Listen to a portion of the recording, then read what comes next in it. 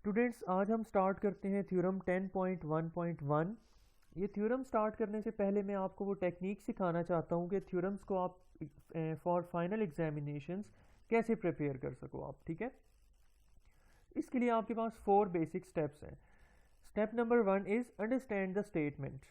सबसे पहले आपने 2 से 3 दफ़ा स्टेटमेंट को पढ़ के समझना है, ठीक है, और फिर समझ के पढ़ना है कि इसका मतलब क्या है, आपको कौन सी डिटेल्स ऐसी हैं जो गिवन है और आपको प्रूव क्या करना है, ठीक है।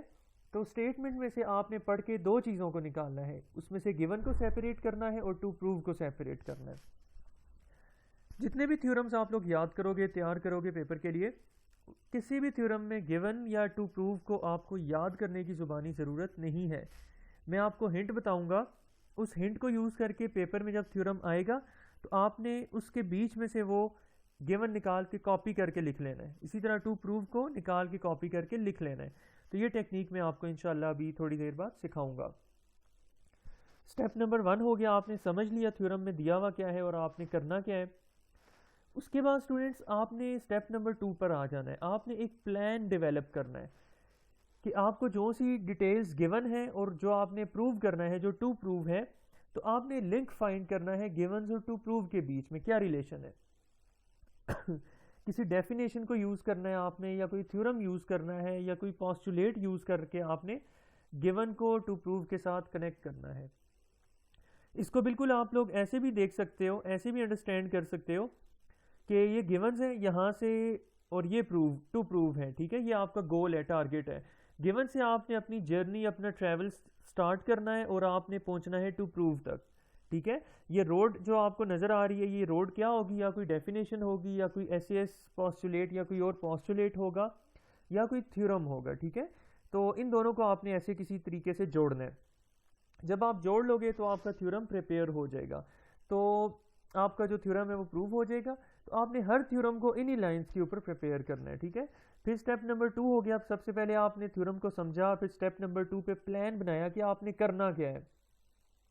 फिर आ जाओ स्टूडेंट्स स्टेप नंबर 3 के ऊपर, आपने इंप्लीमेंट करना है उस प्लान को जो आपने बनाया था।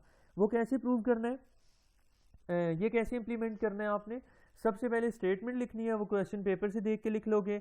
उसके बाद आपने डायग्राम बनानी है, ये आपके माइंड में होनी चाहिए। स्टेटमेंट पढ़ के आप आसानी से बना सकते हो अगर आपने समझा हुआ है थ्योरम को।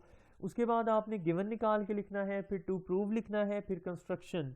किसी थ्योरम में आती है, किसी में नहीं आती। तो जब मैं आपको सिखाऊंगा थ्योरम्स, तो सारे थ्योरम्स पढ़ने के बाद आपको समझ आ जाएगी प्रैक्टिस के बाद कि किस थ्योरम में हमें ज़रूरत पड़ती है और क्यों ज़रूरत पड़ती है कंस्ट्रक्शन करने की। फिर आपने स्टार्ट करना है प्रूफ। ये जो आपकी बुक में मेथड है प्रूफ का, इसमें देखो उसका ये फॉर्मेट है, ये एक कॉलम यहाँ पे बना हुआ होता है, दूसरा कॉलम यहाँ पे बना होता है। तो इस मुनासबत से, इस निस्बत से हम इसको नाम दे देते हैं टू कॉलम मेथड, ठीक है। तो ये मेथड और ये फॉर्मेट यूज करके आपने इंप्लीमेंट करना है अपना प्लान। उसके बाद आ जाओ फाइनल स्टेप के ऊपर। जब सारा पेपर कंप्लीट कर चुकोगे तो आपने प्रूफ रीड करना है अपने थ्योरम्स को और हर क्वेश्चन को, और डबल चेक करना है फॉर मिस्टेक्स, ठीक है, ताकि कोई मिस्टेक ना हो। For this proof read your work at the end. At the end आपने उसको चेक करना है कोई मिस्टेक तो नहीं की। Because if you do not fix your errors और मिस्टेक्स, अगर आप अपनी मिस्टेक्स को दुरुस्त नहीं करोगे, उनको फिक्स नहीं करोगे, तो फिर क्या नुकसान होगा, examiner will deduct your marks. वो जो पेपर चेकर है, पेपर चेक करने वाला है, वो आपके नंबर काट लेगा और आपका लॉस होगा।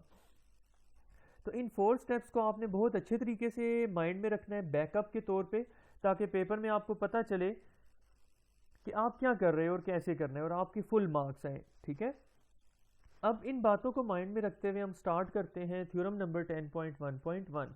इसकी स्टेटमेंट है सबसे पहले कि in any correspondence of two triangles. इसको सबसे पहले हम समझ लेते हैं, इसको कुछ पार्ट्स में हम ब्रेक करते हैं, ठीक है, कि इसका क्या मतलब होता है। In any correspondence of two triangles, कि एक ट्राइंगल्स के बीच में आप पढ़ चुके हो कितनी करस्पॉन्डेंसीज होती हैं, 6 होती हैं, ठीक है। We know there are total 6 correspondences. तो you are allowed to use any one, उन 6 में से आप कोई एक यूज कर सकते हो। तो फॉर सिंप्लिसिटी हमने कौन सी करस्पॉन्डेंस ले ली, ये वाली, कि triangle A B C versus triangle D E F, यानी कि इसको अगर मैं इसके ऊपर रखूं तो वर्टेक्स डी ए के ऊपर आना चाहिए, वर्टेक्स ई बी के ऊपर आना चाहिए, और सिमिलरली वर्टेक्स एफ सी के ऊपर आना चाहिए। ओके, ये कोरेस्पॉन्डेंस हमने ले ली। उसके बाद फिर ये कहता है if one side and any two angles of one triangle कि अगर एक ट्राइंगल की एक साइड और कोई से दो एंगल्स कॉन्ग्रुएंट हो दूसरी ट्राइंगल की एक साइड की और कोई से दो करस्पॉन्डिंग एंगल्स के, तो फिर क्या होगा, then the triangles are congruent. फिर वो जो दोनों ट्राइंगल्स हैं आपस में उनमें क्या रिलेशन होगा, वो दोनों आपस में इक्वल होंगी, बड़ी नहीं होंगी, छोटी नहीं होंगी, ठीक है, वो आपस में इक्वल होंगी। इस थ्योरम की शॉर्टकट फॉर्म क्या आती है, ये वाली, ASA is congruent to ASA, यानी कि दो एंगल्स A फॉर एंगल्स और उनके दरमियान वाली साइड पहली ट्राइंगल की इक्वल हो, कॉन्ग्रुएंट हो दूसरी ट्राइंगल की दो एंगल्स और उनकी दरमियान वाली साइड की, तो दोनों ट्राइंगल्स आपस में कॉन्ग्रुएंट होंगी, ठीक है। इस स्टेटमेंट को आप ऐसे भी समझ सकते हो कि अगर कोई आपसे कहे कि चेक करो ये दो ट्राइंगल्स आपस में इक्वल हैं या नहीं है, तो आपने कैसे चेक करना है, आपको पता है एक ट्राइंगल के 6 पार्ट्स होते हैं, बजाय इसके कि एक एक पार्ट को बारी बारी चेक करो तो 6 घंटे लगे, आप क्या करो सिर्फ 3 पार्ट्स को चेक करो, 6 घंटों का काम 3 घंटों में हो जाएगा। सिर्फ 3 पार्ट्स को चेक करो। वो 3 पार्ट्स कौन से होंगे, इसके दो एंगल्स और एक साइड बराबर प्रूव कर दो, इसके दो एंगल्स और इसकी एक साइड, तो दोनों ट्राइंगल्स प्रूव हो जाएंगे। ये इसका हमें बेनिफिट होगा। तो आई होप आपको स्टेटमेंट समझ आ गई होगी। इसके बाद स्टूडेंट्स हम देखते हैं कि ये डायग्राम आपने बनानी है, इसको ज़ुबानी याद कर लो या समझ के पढ़ लो, आपकी मर्जी है। उसके बाद मैंने आपको बताया था स्टेप नंबर 1 में आपने गिवन और टू प्रूव को सेपरेट करना है। गिवन कैसे निकालना है, इफ और देन के बीच में जो सा पार्ट होगा ना स्टूडेंट्स, वो आपका गिवन होगा। अब देखो इफ ये और देन ये है, तो आपके पास गिवन क्या बनेगा, ये वाला पार्ट जो मैंने हाईलाइट कर दिया है। तो गिवन क्या हो गया, one side and any two angles of one triangle, एक ट्राइंगल की दो एंगल्स और एक साइड आर कॉन्ग्रुएंट, वो इक्वल हो to the corresponding side and angles of the other, corresponding angles और साइड के इक्वल हो किसी दूसरी ट्राइंगल के। तो ये आपका गिवन है।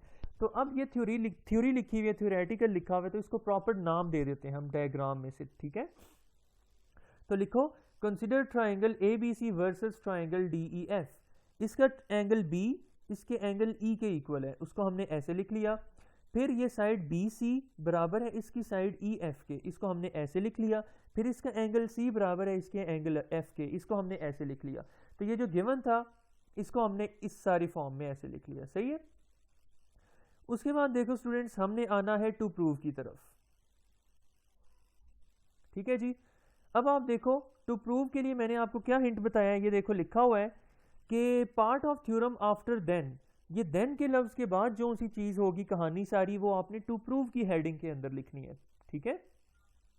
अब देखो देन का लफ्ज ये है, तो टू प्रूव आपका ये होगा जो मैंने हाईलाइट किया हुआ है, द ट्राइंगल्स आर कॉन्ग्रुएंट, दो ट्राइंगल्स को आपने कॉन्ग्रुएंट प्रूव करना है, दो ट्राइंगल्स को आपने आपस में इक्वल प्रूव करना है, ठीक है। तो इसको मैथमेटिकली हमने ऐसे लिख लिया कि triangle ABC is congruent to triangle DEF, सही है। अब स्टेप नंबर 1 हमारा ओके हो गया, हमने स्टेटमेंट को अंडरस्टैंड कर लिया और गिवन को सेपरेट कर लिया, टू प्रूव को भी सेपरेट कर लिया। अब बारी है मेक अ प्लान, हमने प्लान बनाना है कि ये प्रूव कैसे होगा, ठीक है। Think how to prove this theorem, आप सोचो इस थ्योरम को हम कैसे प्रूव कर सकते हैं। What's the connection between givens and to prove, मैंने जो आपसे कहा था कि ये जो टू प्रूव और गिवन है इन दोनों के बीच में क्या लिंक है, ये क्या मैंने जंजीर बनाई हुई है, मतलब किस जरिए से आप किस तरीके से इन दोनों को आपस में जोड़ सकते हो। एनी डेफिनेशन, कोई डेफिनेशन आपको याद हो तो हम कहते हैं यस, कॉन्ग्रुएंट ट्राइंगल्स हमने प्रूव करना है तो कॉन्ग्रुएंट ट्राइंगल्स की डेफिनेशन हमें आती है कि ऐसी ट्राइंगल जिसके करस्पॉन्डिंग पार्ट्स आपस में इक्वल होते हैं। ये समरी रफ सी मैंने बनाई हुई है कि 3 साइड्स एक ट्राइंगल की दूसरी ट्राइंगल की 3 साइड्स के इक्वल हो और 3 एंगल्स जो हैं वो दूसरी ट्राइंगल के 3 एंगल्स के इक्वल हो, तो ये हमें डेफिनेशन आती है, ठीक है, इसको हम यूज करेंगे, ठीक हो गया। फिर आप देखो अब ये हमने प्रूव कैसे करना है। गिवंस में आपको बताया हुआ था कि एक साइड इक्वल है, ठीक है, एक साइड इक्वल है, बकाया 2 साइड्स बच गई, ठीक है जी। फिर वो कहते हैं 2 एंगल्स इक्वल हैं, तो पीछे एक एंगल बच गया, तो in total 6 out of 6 parts of a triangle हमारे पास 3 पार्ट्स इक्वल गिवन है और 3 parts are left to be proved, ठीक है। तो हमने बकाया 3 पार्ट्स को इक्वल प्रूव करना है। ये हमारा टारगेट है। तो इस बात को जहन, ये हमने प्लान बना लिया। प्लान क्या बनाया? Note that two angles are already congruent, कि जो दो एंगल्स हैं वो पहले से गिवन है कि वो इक्वल हैं, उनको इक्वल प्रूव करने की ज़रूरत नहीं है। So we need to prove only one angle is congruent to the other. तो जो पहली ट्रायंगल थी उसका एक एंगल दूसरी ट्रायंगल के एंगल के इक्वल है, ये हमने प्रूव करना है। एक एंगल हमारे पास आ गया। Also one side is already congruent, एक साइड इक्वल दी हुई है, तो बकाया दो sides, we are left with two non congruent sides. Two sides बच गई हैं जिनको हम इक्वल प्रूव करना चाहते हैं। तो ये हमारा प्लान है कि तीन साइड्स हमने प्रूव करनी है। तो अब इसको हमने इम्प्लीमेंट करना है। इम्प्लीमेंट कैसे करना है? देखो, हमने प्रूव करना है ए बी बराबर है ए बी बराबर है डी ई के, ठीक है। सिमिलरली हमने प्रूव करना है कि ए सी बराबर है डी एफ के, और बी सी तो गिवन है। फिर हमने प्रूव करना है कि एंगल सी बराबर है एंगल एफ के, और वर्टेक्स ए पे जो एंगल बन रहे हैं वो बराबर है वर्टेक्स डी पे बनने वाले एंगल के। ये हमारा प्लान है। तो सबसे पहले हम प्रूव करेंगे कि ए बी बराबर है डी ई के। स्टूडेंट्स, जब भी ऐसी कोई चीज़ प्रूव करनी हो तो हमारे पास मैथ में एक टेक्निक होती है जिसको हम कहते हैं contradiction. Contradiction very simple technique है। इसमें एक ही बात है कि हमें एक चीज़ के बारे में नहीं पता। मिसाल के तौर पे यहाँ से हम सीधी रोड से आ रहे हैं, आगे आके दो रास्ते निकल रहे हैं, एक ये वाला एक ये वाला। हम जाना चाहते हैं कराची। अब जब हम इस जगह में हैं तो यहाँ देख के हमें नहीं पता चल रहा कि कौन सा रास्ता कराची जाता है। हम फर्ज कर लेते हैं ये राइट साइड वाला जो सा रास्ता है ये कराची जा रहा है। ओके, यहाँ से हम चलते चलते चलते चलते चलते जब काफ़ी आगे पहुँचे, हमने बोर्ड लगा हुआ देखा लाहौर का। तो इस बोर्ड के पास पहुँच के हमें पता चला कि ये जो रास्ता हमने चूज़ किया था ये गलत था, हम गलत रास्ते के ऊपर आए। तो यहाँ पहुँच के हमें पता चला कि जो हमने सपोजिशन की थी वो रॉन्ग थी, ठीक है। तो इस टेक्निक को हम क्या कहते हैं? कॉन्ट्राडिक्शन। सिमिलरली ये एक और हैन वर्सेस डॉग की एग्जांपल दी हुई है, आप लोग पढ़ सकते हो अगर कॉन्ट्राडिक्शन को मज़ीद अच्छे तरीके से समझना चाहते हो। इस टेक्निक को यूज़ करते हुए हम कहते हैं कि हम प्रूव तो करना चाहते हैं कि ए बी बराबर है डी ई के। हम कॉन्ट्राडिक्शन की टेक्निक को यूज़ करके सपोज करते हैं कि ये इक्वल नहीं है। जब इक्वल नहीं है तो दोनों में से एक बड़ा होगा एक छोटा होगा। For simplicity we suppose D E बड़ा है, ठीक है। डी ई बड़ा है तो हम ए बी की लेंथ के इक्वल इसमें से एक पोर्शन को काट लेते हैं, सच दैट वो पोर्शन क्या बन गया? E M. अब मैंने कहा था कि ए बी की लेंथ के इक्वल हमने एक पोर्शन ई एम काटा, तो ई एम ए बी के बराबर होना चाहिए, जो कि बराबर है। तो ये अब हम कंस्ट्रक्शन में पढ़ते हैं। कहते हैं suppose A B is not congruent to D E. ये कट वाली लाइन इसके ऊपर आती है। हम फर्ज करते हैं ए बी कॉन्ग्रुएंट नहीं है डी ई के, then one of them will be greater than the other.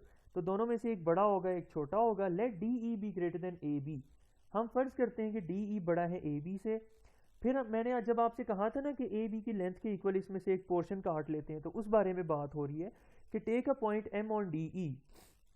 D E के ऊपर पॉइंट एम इस तरीके से लो सच दैट कि ए बी जो है वो बराबर आए ई एम के। ओके, फिर एम को एफ के साथ आप ज्वाइन कर दो, ज्वाइन एम टू एफ। ये हमने ज्वाइन कर दिया, कंस्ट्रक्शन भी हमारी होगी। अब हम देखते हैं प्रूफ की तरफ आते हैं। फर्स्ट ऑफ ऑल ये जो छोटी ट्राइंगल है ना एम ई एफ, आपने करस्पॉन्डेंस लेनी है between triangle M E F and A B C. इन दोनों के बीच में आपने मुवाजना करना है, कंपैरिजन करना है। So consider triangle A B C versus corresponding triangle M E F. आपको पता है ए बी बराबर है एम ई के, क्यों कि कंस्ट्रक्शन में हम इसको डील कर चुके हैं। इसको कह दो इक्वेशन नंबर 1। फिर आप आ जाओ B C is congruent to E F. B C जो है वो बराबर है ई एफ के, क्यों? ये हमें गिवन था, रीजंस में लिख दिया हमने, गिवन है। फिर angle B congruent to angle E, कि ये जो एंगल बी है ये कॉन्ग्रुएंट है एंगल ई के, ये भी हमें गिवन था, हमने लिख दिया गिवन। अब ऐसे इस पोस्टुलेट हम पढ़ चुके हैं कि दो ट्राइंगल्स के बीच में अगर दो एंगल्स और एक साइड इक्वल हो जाएं तो वो ट्राइंगल्स आपस में कॉन्ग्रुएंट होती हैं। तो इस ऐसे इस पोस्टुलेट को यूज़ करके हमने लिख दिया कि triangle A B C congruent है किसके? ट्राइंगल एम ई एफ के। ओके, जब ये दोनों आपस में कॉन्ग्रुएंट है तो इसके 6 पार्ट्स इसके 6 पार्ट्स के इक्वल होंगे। तमाम करस्पॉन्डिंग पार्ट्स इन दोनों के आपस में इक्वल होने चाहिए। तो इस टेक्निक को यूज़ करके हमने लिख लिया कि angle C is congruent to angle M F E, यानी कि ये जो बड़े वाला एंगल सी है, वर्टेक्स सी के ऊपर जो एंगल बन रहा है ये कॉन्ग्रुएंट है इस छोटे वाले एंगल MFE के, ये हमने लिख लिया। फिर रीज़न क्या दी कि corresponding angles of congruent triangles are congruent, कि ये छोटी वाली ट्राइंगल और ये ट्राइंगल कॉन्ग्रुएंट है तो इनके करस्पॉन्डिंग एंगल्स भी इक्वल होंगे। फिर हमें पता है but angle C is congruent to angle DFE। इस एंगल सी के बारे में हमने एक बात की कि इस छोटे वाले एंगल के बराबर है, लेकिन स्टेटमेंट में गिवन था कि ये एंगल सी इस बड़े वाले एंगल DFE के बराबर भी है। तो एक एंगल इन दो एंगल्स के बराबर है, ठीक है। तो ये कैसे बराबर है? इसमें ट्रांजिटिव लॉ मैंने आप लोगों को पढ़ाया था पिछले लेक्चर में। Transitive law is very simple, ठीक है। उसमें हम क्या करते हैं कि ये फ़र्ज़ करो मैंने बॉक्सेस बनाए हुए हैं, आप इधर देखो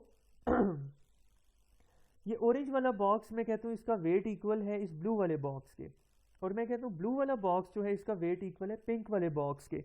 तो दरमियान में से ब्लू वाले बॉक्स को हटा दो तो ये जो ऑरेंज वाला बॉक्स है इसका वेट इक्वल हो जाएगा पिंक वाले बॉक्स के। सेम यही बात हमने यहाँ पे की है कि एंगल सी बराबर है इस एंगल के, लेकिन एंगल सी बराबर है इसके भी, तो दरमियान से सी हटा दो तो ये दोनों आपस में इक्वल हो जाएंगे। देयरफॉर हमने लिख दिया angle DFE is congruent to angle MFE। Reason में वही लिख दो, transitive law both congruent to angle C. अब देखो ये कह रहा है ये दोनों एंगल्स जो हैं सी के बराबर हैं, इट मीन्स ये बड़े वाला और छोटे वाला भी इक्वल है। ये तो पॉसिबल नहीं है कि एक छोटी चीज़ बड़ी चीज़ के इक्वल हो जाए। इसका मतलब है कि ये पॉइंट M जो है इसको हम गलत जगह पर नोट कर रहे हैं। ये M इधर नहीं है, एक्चुअली ये लाई करता है D के ऊपर। आसान अल्फाज में इसको वापस खींच के आप M को D के ऊपर ले जाओ तो M D के साथ कोइंसाइड कर जाएगा, और जो साइड MF है वो कोइंसाइड कर जाएगी DF के साथ। इस बात को माइंड में रखो और देखो दिस इज पॉसिबल ओनली, ये सिर्फ उसी केस में पॉसिबल है if D and M are the same points, अगर D और M सेम हो, ठीक है। And ME is congruent to DE, और ME जो है वो बराबर हो DE के। सो फिर क्या होगा, A भी बराबर है DE के। ये कैसे आया? देखो हमने कहा था AB बराबर है ME के, और एंड पे आके हमने प्रूव कर दिया ME बराबर है DE के। अगेन वो ट्रांजिटिव लॉ लगाओ, ये जो मैंने आपको इधर बताया था, AB बराबर है ME के, ME बराबर है DE के, इट मीन्स AB बराबर है DE के। तो यहां से हमने लिख लिया AB बराबर है DE के। इसको कह दो equation number 4। thus from 2, 3 and 4 हम कहते हैं SAS पोस्टुलेट की मदद से कि ट्राइंगल ABC जो है वो कॉन्ग्रुएंट है ट्राइंगल DEF के। ठीक है जी, ये आई होप आपको ये प्रूफ समझ आ गया होगा। उसके बाद स्टेप नंबर 3 ये हमने इम्प्लीमेंट कर दिया और फाइनल स्टेप के ऊपर आपने इसको जब पेपर में या किसी टेस्ट वगैरह में कर रहे होगे तो आपने इसको प्रूफ रीड करना है, डबल चेक करना है कि आपने कोई मिस्टेक तो नहीं की, ताकि आपके पूरे पूरे मार्क्स आएँ और कोई नंबर आपके ना कटें। अब ये थ्योरम जो हमने पढ़ा है इसका बेनिफिट क्या है, इसकी प्रैक्टिकल लाइफ में एप्लीकेशन क्या है। तो ये आसान सी एग्जांपल मैंने आप लोगों के लिए निकाली है कि जब कोई बिल्डिंग हम बनाते हैं तो ये एक बिल्डिंग का एक्सटर्नल डिज़ाइन मैंने आपको दिया हुआ है, यहाँ पे कॉपी किया हुआ है, ठीक है। तो ये आप देख सकते हो कि आपके पास ट्राइंगल्स बनी हुई है। ये देखो यहाँ पर यहाँ पर यहाँ पर काफ़ी सारी ट्राइंगल्स बनी हुई हैं। सिमिलरली एक बिल्डिंग का ये दरवाज़ा तैयार किया हुआ है हमने, जिसमें ये छोटी छोटी ट्राइंगल्स आपको नज़र आ रही हैं। अब ये सब ट्राइंगल्स हैं, इनके साइज़ सेम होने चाहिए ताकि ये दरवाजे का और बिल्डिंग का डिज़ाइन अच्छा और प्यारा बने, टेढ़ा मेढ़ा सा ना बने। तो इनके साइज़ हम इक्वल रखना चाहते हैं। ये इक्वल कैसे हों, हमने कुछ डाइज बनाई हुई है, 2 या 3 हमने डाइज बनाई हुई है जो इनके ऊपर रख के हम ऊपर से मारते जाते हैं और ये डिज़ाइन बनते जाते हैं, ठीक है। अब वो जो डाई हमने एक बनाई वो बना ली हमने एक साइज़ की, ठीक है। उसकी जैसी हमने एक और डाई बनानी है, तो बजाय इसके कि वो ट्रायंगुलर डाई जो हमने बनाई है उसकी 6 साइड्स मेजर करें और फिर नई जो डाई बना रहे हैं हम, तो उन 6 चीज़ों के ऊपर हम काम करें तो हमारा ज़्यादा टाइम वेस्ट होगा। तो 6 के बजाय ये थ्योरम कहते हैं आप सिर्फ 3 चीज़ों के ऊपर काम कर लो तो उन दोनों डाइज का साइज़ सेम हो जाएगा ऑटोमेटिकली। 3 चीज़ों को आप फिट करो, किन 3 चीज़ों को, कि इन 2 के एंगल्स और एक साइड बराबर कर दो, इसके 2 एंगल्स और एक साइड, तो दोनों डाइज के जो साइजेस हैं वो सेम हो जाएंगे और उनको यूज़ करके आप ये काफ़ी सारी ट्राइंगल्स बना सकते हो। तो ये आप लोगों ने देख लिया, अंडरस्टैंड कर लिया कि इस थ्योरम की प्रैक्टिकल लाइफ में एप्लीकेशंस क्या हैं।